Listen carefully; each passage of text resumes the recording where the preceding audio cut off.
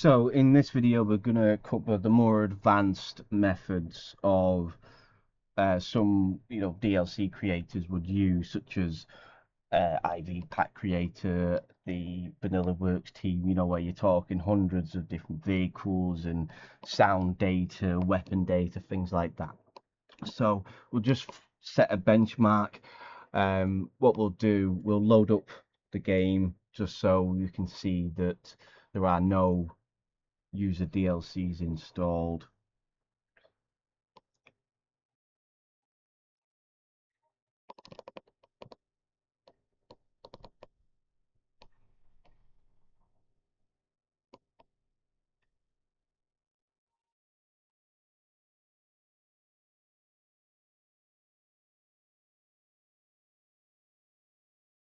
So the time up here in the top right, sorry, top left is my local time, so it's 2:16 a.m. at the moment.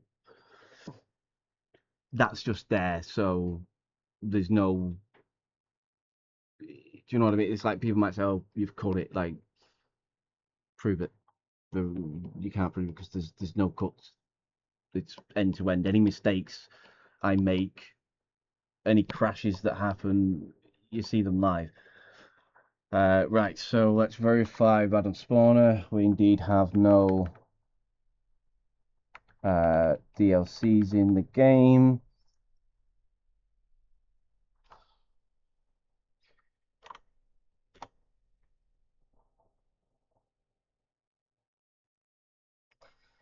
So let's also just go into the mods update 64 DLC packs. As you can see, it's empty. Update common data DLC list, completely vanilla. No additional DLC list there.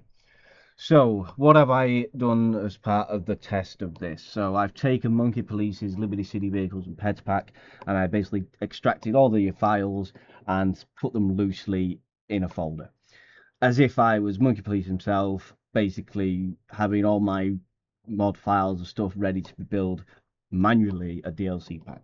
Great, okay, so we're ready to go. So, what we have to do is Tools, DLC Creator, source location, in this case, is here. Select DLC name, let's call it Liberty Pack. Okay, let's scan, make sure there are data there. Yes, there is. Okay, build. Yep.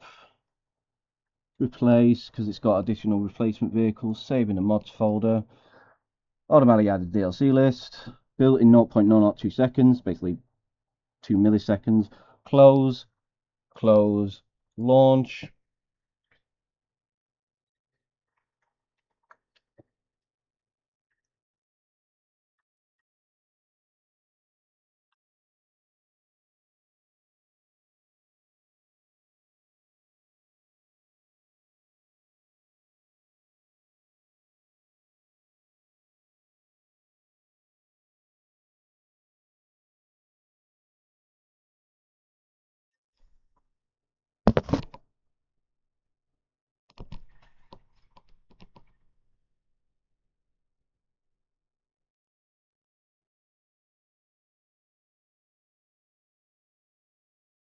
Just a quick clarification, the pack I was using was a slightly older version than one that's on 5 mods, so there are some vehicles missing, but that's just because they were never in the source material to begin with.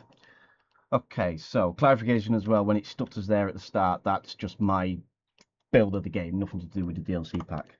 Okay, there we go, we have new vehicles available to load in, so let's have a look, make sure things do spawn in.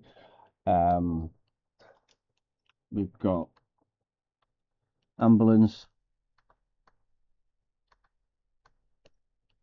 works as it should do. Let's do this one. So this is a retro one. So his original police sounds work as well.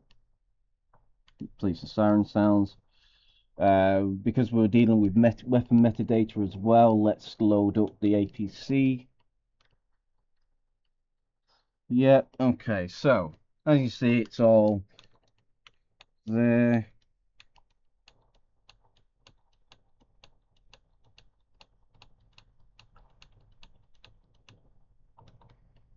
Okay, let's have a look at actually what happened there in terms of what files were added. So the source material was from here. So basically, as we'll show, all files were loose when, like obviously it was an RPF, we just done that. So it copied all this source data from loose folders, and it doesn't matter if they're in like, LSEP pack and so forth, as long as you have these files from, the mod you've been working on available, it'll build it in. It's done all the data, it's added all the AI, it's done all of this stuff. So one of the biggest tedious parts of adding a multi-vehicle DLC pack is the content lines, especially when you've got dozens of files and you've got to manually input. Well, my mod will do that for, well, my tool will do that for your mod. It will automatically input. So again, we can go into, we're gonna have to rescan just because my folder needs updating to take account for the new pack that we just added. So we'll rescan there, and then we'll go into our mods, update. We'll go into common data DLC list because the program automatically, as you've seen, I just build and played. It automatically added the pack to DLC list as well. We'll go into the actual 64 DLC packs, limited pack. Let's have a look at the content file. Again, one of the biggest pain in the asses for multi-vehicle mods.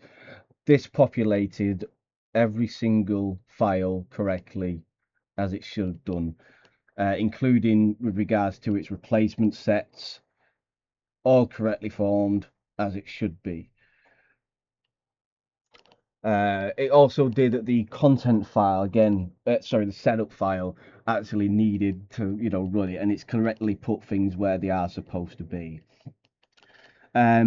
Also, what happens is because of order values, the program has a feature built in where it'll automatically append this to the next number up to 999. So 100 above is safe, 100 below is reserved for Rockstar. So, I mean, we're on 50-ish, I think, now with them.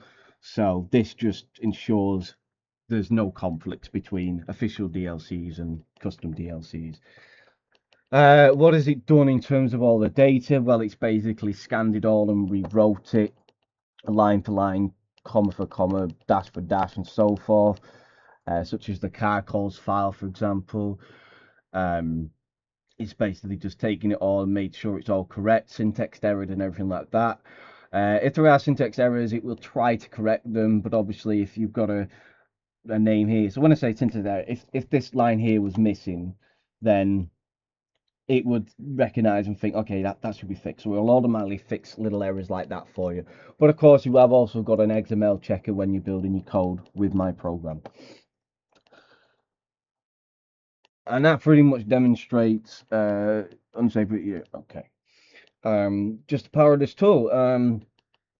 Again, you can see how loosely things are stored. There's no sort of discernible way the program I've designed will do all of this in milliseconds or seconds, depending on how big.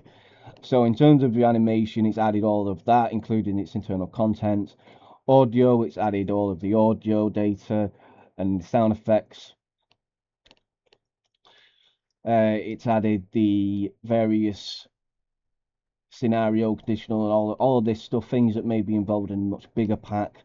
It's added all the animation clip sets. It's added the vehicle's metadata. It's added car codes, car variations. This file was already present, so it's basically said, right, yep, this should be in the DLC. It's automatically done DLC text to append the fact that it's got DLC text. Handling data, it's already done that. It's already done your PEDS meta. So if you have more than, say you have PEDS 1 meta, PEDS 2 meta, PEDS 3 meta, PEDS 4 with millions of lines of coding, it'll basically just merge it all into one single file for easiness. I mean, you can, um, if you prefer it to be separated, that's doable as well. But this is more for easiness, keeping the folders short, keeping the DLC files a bit smaller and more organized, rather than having 20 individual DLC packs. This now converges all of that data into one single DLC pack in milliseconds. In terms of the effects, it's also added the PTFX stuff. Models, it's done your component pairs and stuff and everything in there. And obviously we've seen it's done vehicles as well.